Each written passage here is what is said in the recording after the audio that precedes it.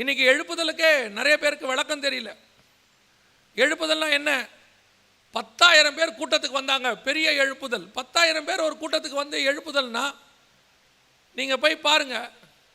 சில pop musicians பாடும்போது லட்சக்கணக்கில் ஜனங்க கூடுறாங்க. அப்போ நம்மளை விட அவன் தான் எழுப்புதலுக்கு ரொம்ப ஆளாக இருக்கிறான்னு வச்சுக்கோ. சினிமா நடிகன் ஒரு இடத்துக்கு வந்தானா 50,000 பேர் வராங்க. அப்போனா இதுக்கு பேர் எழுப்புதல் ஆகிடுமா? எண்ணிக்கை எழுப்புதல் அல்ல.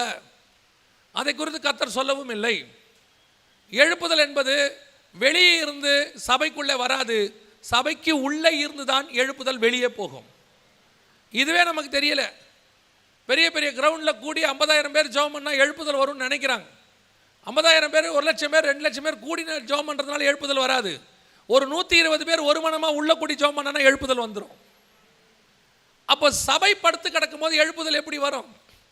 ஆவிக்குரிய வாழ்க்கை படுத்திருக்கும் போது எழுப்புதல் எப்படி வரும்? ஒரு மனம் இல்லாத 10,000 பேர் கூடி ஜெபம் பண்ணால் எப்படி எழுப்புதல் வரும்? எழுப்புதலுக்கு எது காரணம்? முதல்ல உள்ள படுத்திருக்கிறவன் எழுந்திரிக்கணுமே.